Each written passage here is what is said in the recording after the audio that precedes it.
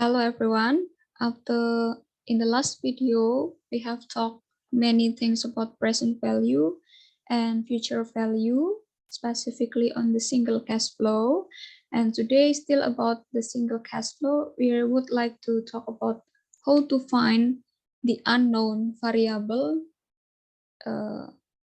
It is the number of the period, which is N, or the interest rate, or the I, within the formula of the present value and the future value.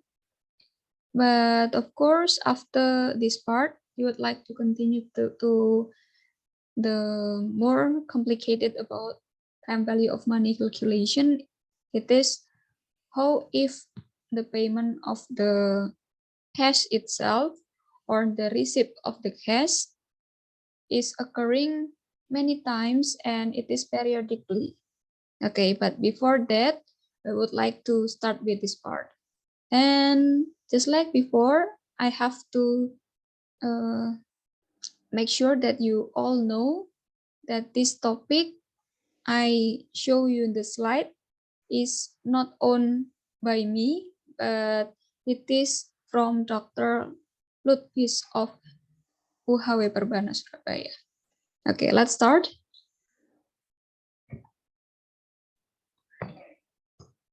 Okay, after we can calculate about the future value and the present value, of course, there would be some conditions that require us to know what is the right end or the best number of the period that we have to maintain for our cash, and also about the interest rate that we have to choose in order to get some amount of money that we expect, for example, in the future, or to determine what is the investment in the present. So let's give you the example. So Jack deposits $100 in his bank accounts, and the bank promises to pay 8% per year, but compounded annually. So there must be no issues for this case because it is annually compounded. Then the question is, how long does it take for Jack's account's balance to reach $300? Yeah, just like you know, in the first and second line of the information, there is no such informations about the how long or the period number for this investment or the deposits. So the unknown variable is the N itself. So how to calculate the N?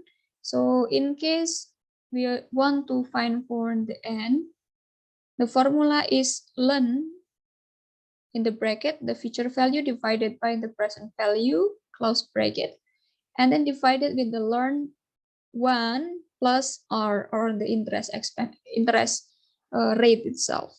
So you can use your financial or scientific calculator to help you to find the answer of the N itself. And here, the result is 14.27 years. So it means that in order Jack's change his money from 100 into 300, which he saved the money in the bank that provide him 8% per year interest rate, then it must need about 14.27 years.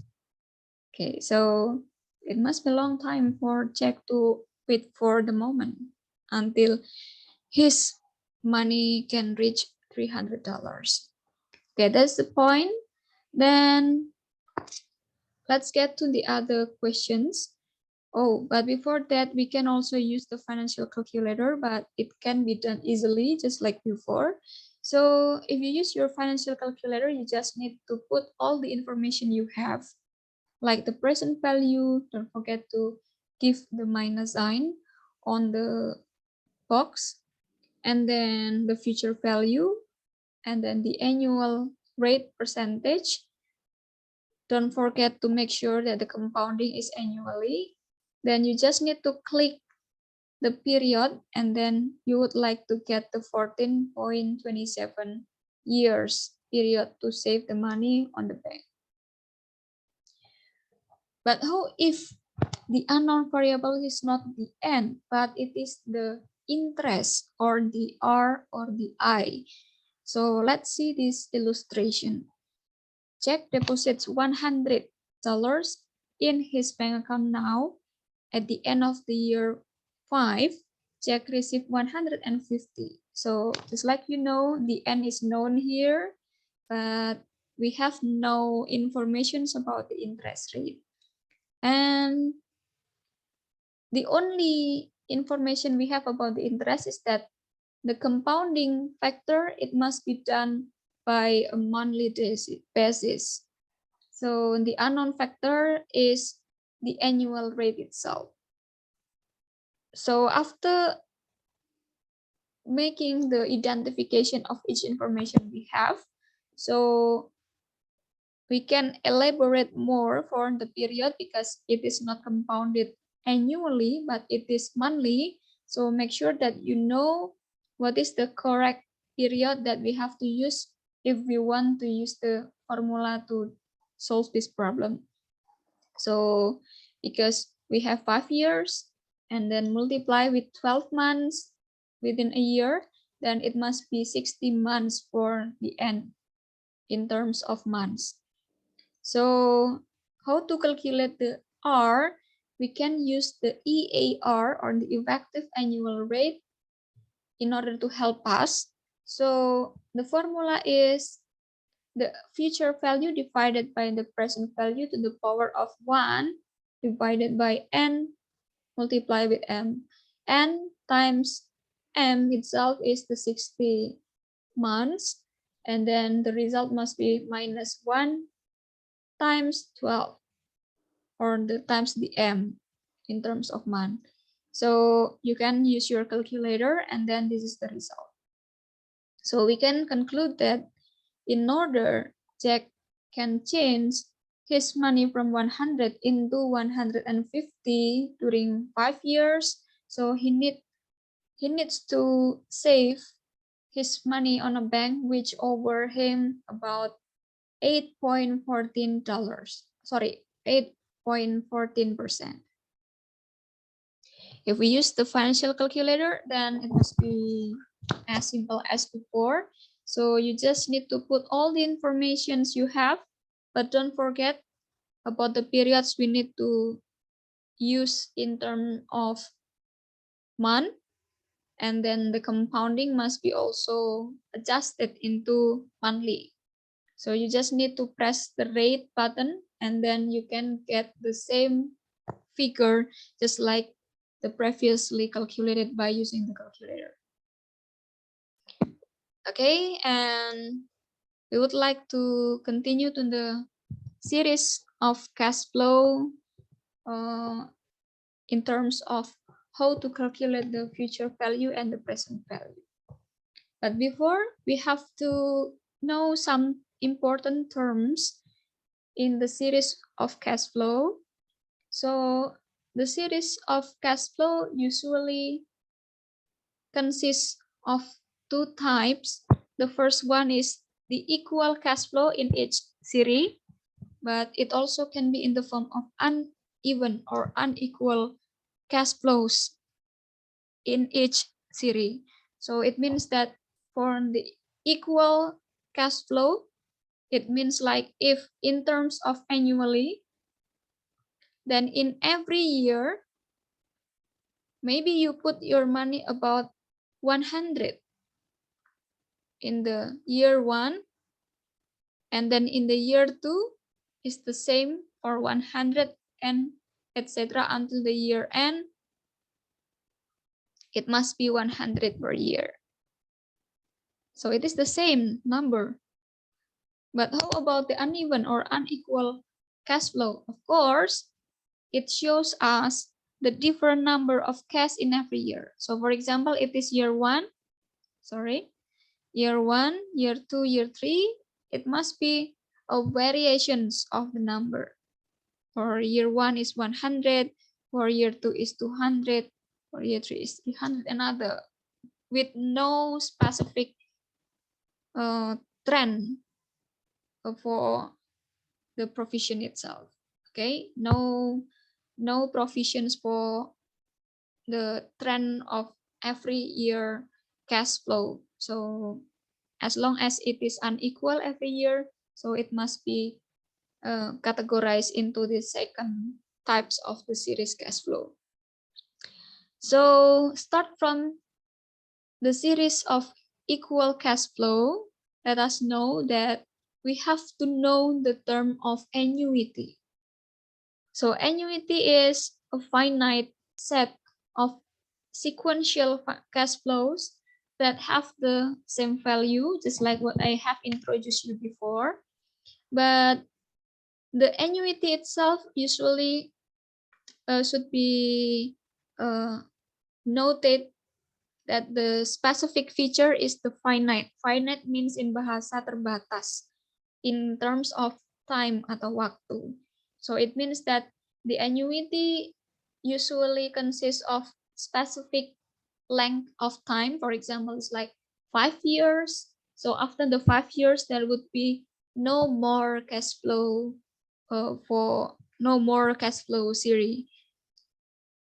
So don't forget the annuity specific feature is about the finite period of time besides the sequential cash flow, which is having the same value. And the annuity itself is usually divided into two. The first one is the ordinary annuity. It is an annuity whose first cash flow occurs one period from now. That is T equals to 1. In other words, the payment is occurring at the end of each period. So for example, you have the beginning of month. It is the beginning of month, and then it is the end of time. Then the payment of the cash is happening on the end of the period. So it means that every end of month, for example, you pay or you receive any certain equal number of money. And then besides the ordinary annuity, there would be also an annuity due. And the differences between the ordinary and annuity due is the point of time of the payment or the receipt. So if the annuity is done the payment at the end of the period, then for the annuity is at the beginning of the period. So it must be in this point. Okay. But in terms of the series of equal cash flow, there is also the other terms that importantly we know. It is the perpetuity. So what is the differences between the annuity and this second type of the series of equal cash flow? It is about the time limit.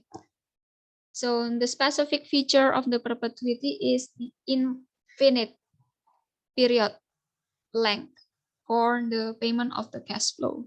So even though it has the same value series of cash flow, but there is no specific length of time for when the payment will be ended.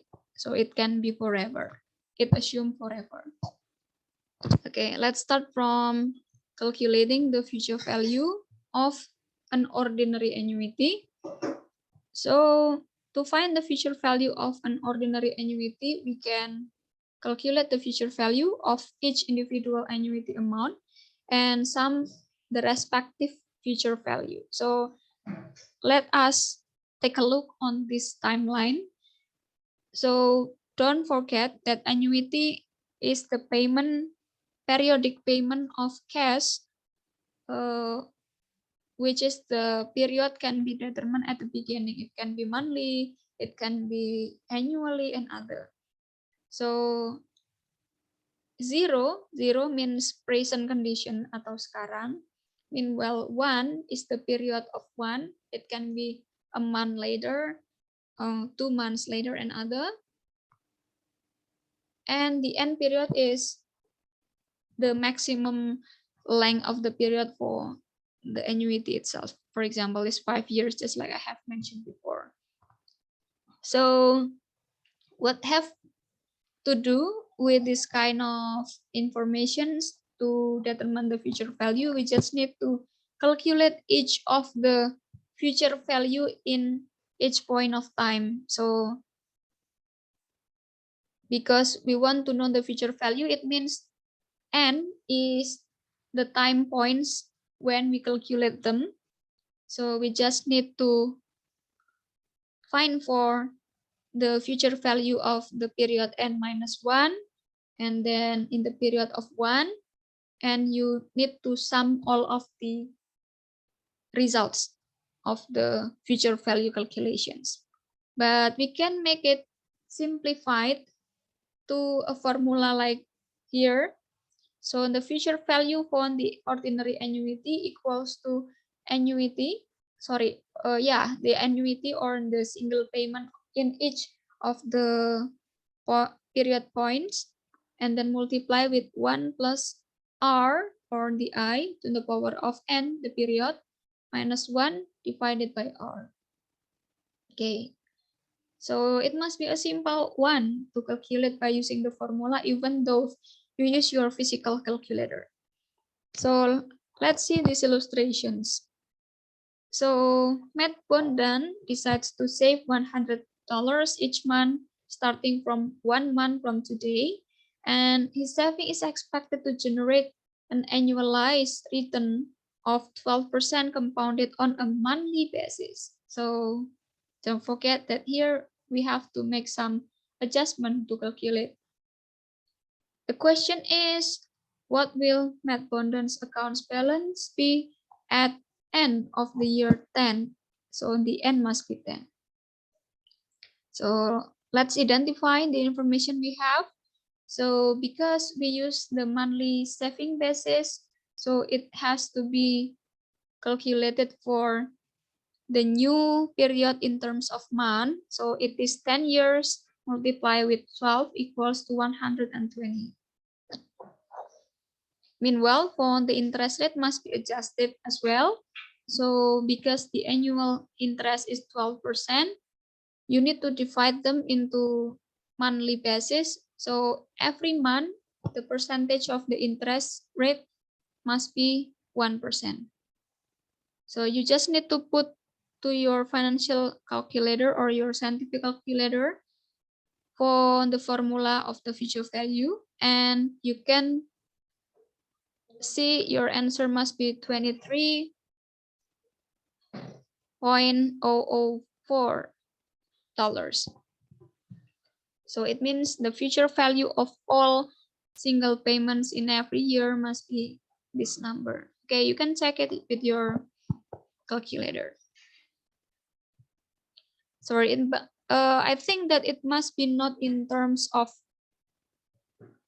points. Yeah, it must be in comma if you express them in dollars. So it must be $23,004.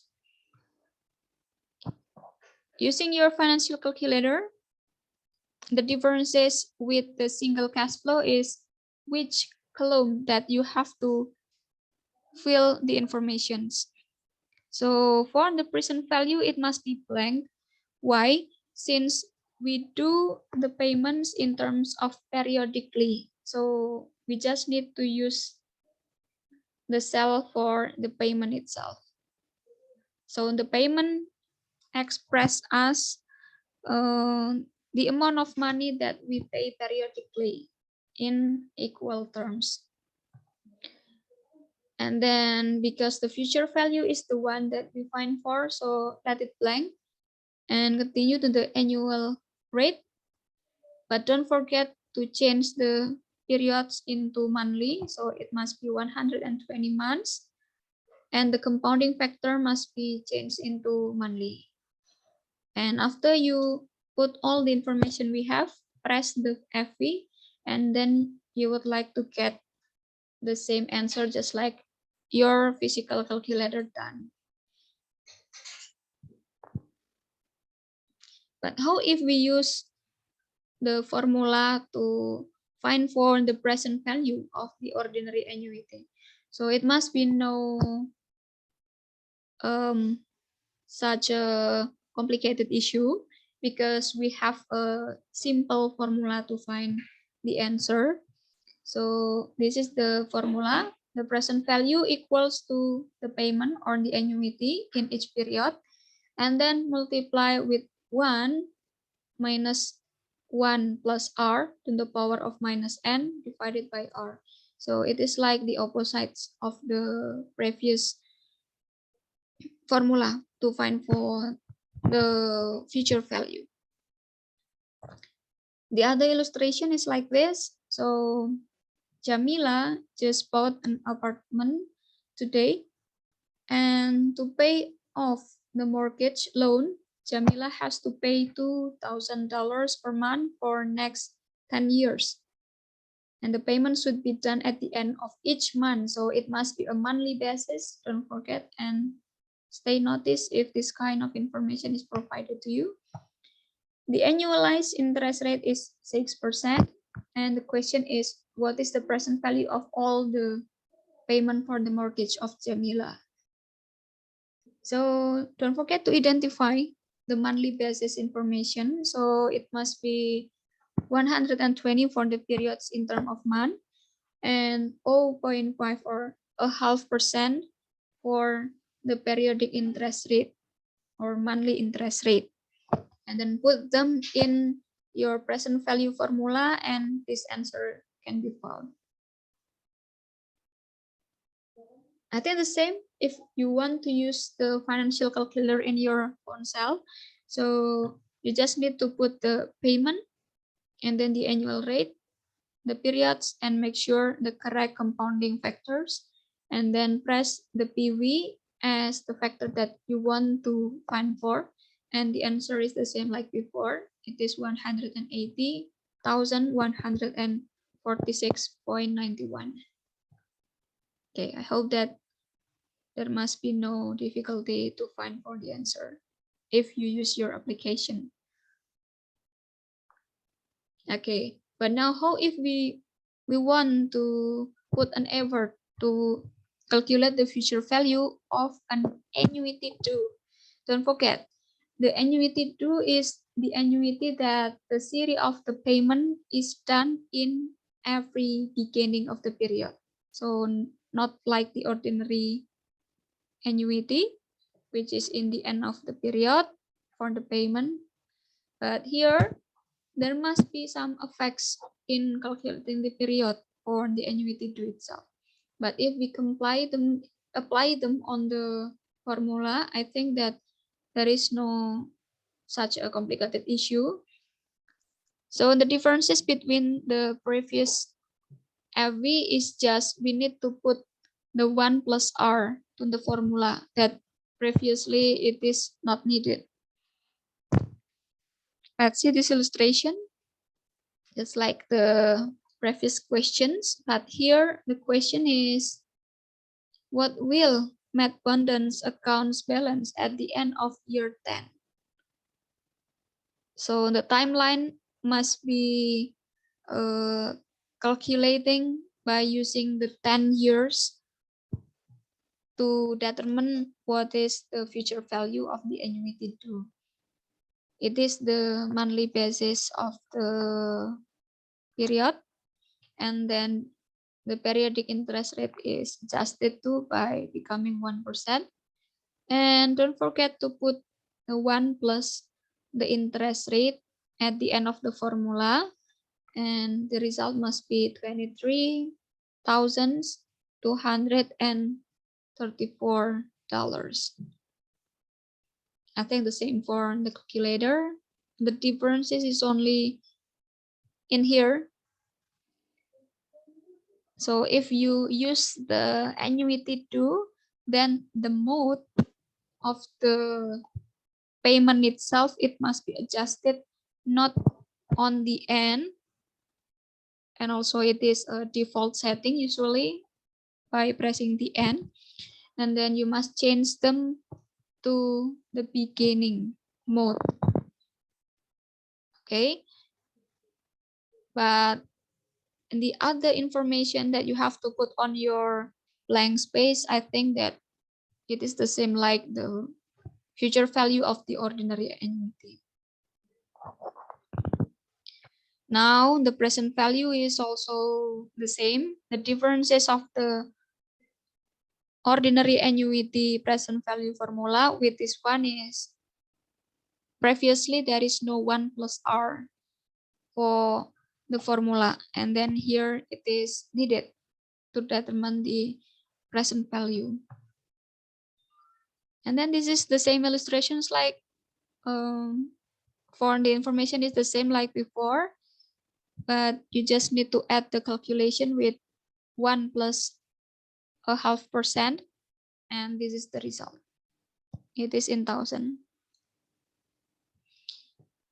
And to put the informations on your financial calculator, it is also the same, but I would like to remind you that you have to adjust the mode from end to the beginning. Okay, now let's see how if we want to get the present value of a perpetuity.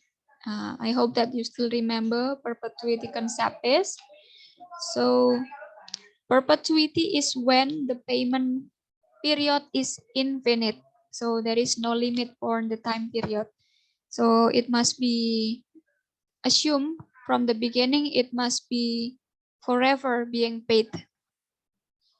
So how to calculate the present value of the perpetuity? I think it uses a quite simple formula. So you just need to divide the annuity with the R, or the interest itself. How to imply them to the formula or the illustrations? And let's see these informations. Starting from year 3, a bond will pay $100 per year in perpetuity, and payments are made at the end of each year. The required rate of return is 5%. So compute the value of the bond today. So we want to convert the unlimited time period for the payment of periodic cash into today amount. So we just need to divide the payment itself. It is 100 divided by the interest, just like the formula said us. So the result, it must be $2,000. Okay, it is at the end of the year 2. And how to compute the present value today? So it must be using the 2000 divided by 1 plus 0.05 to the power of 2. So it is like how if we want to use the present value formula for the calculations. But why this is needed? Because if we use this information on the formula for the A annuity divided by R, it is only resulting on the present value at the end of the year of 2, just like this information we have. Yeah, because the payment is starting at the year 3. Okay, so it is exactly like we find for the present value at this point. So it is in the point year 2. But if we want to get the information about today's value of the total money, then we just need to find for the present value for more using the basic formula for the present value. Okay, I think this is the last part of our topic. So if we use the future value of series of uneven cash flow, then we need to do the calculation one by one. Why is it? Yeah, of course, because if it is uneven cash flow, so it means in every point of time, there will be no same amount of money. Yeah, maybe it can be same only for or 1 or 2 period, but for the other, it must be a fluctuative number, just like no certain limit for or no certain provisions for the amount itself. So how to calculate for the future value? Of course, we just need to calculate each of the point series of cash flow future value, and then finally we can sum up all of the future value of the series of uneven cash flow. This is the example. So Sela deposits $100 into her account today, okay? And then 2 years later, she deposited $400 into her account for more. And the bank stay paying the interest of 8% compounded annually. And the question is, what is the account balance of Sela at the end of the year 3? So here we have to understand that Sela never deposits the same amount of money, starting from 100 and then turn it into 400. Then how to calculate the total cash? Since the first payment is today, yeah, and then we need to calculate at the end of the year 3, then the first payment must be 100 times 1 plus 8% on the power of 3 years equals to 126. It is the first future value payment. Meanwhile, for the second future value, it must be 400 future value at the end of the year 3. And first, we have to understand when the Sela pays for the 400. Now, here we know that it is paid 2 years later. Okay, 2 years later. So it assume it is today, and then we pay the 100 here, and it is the first, it is the second year, and this is the third year. And the second payment is done 2 years later from today. So it is here. So it means that the first payment is from 0 to 3, but for the second payment occurs and should be calculated for the future value from this point to this point.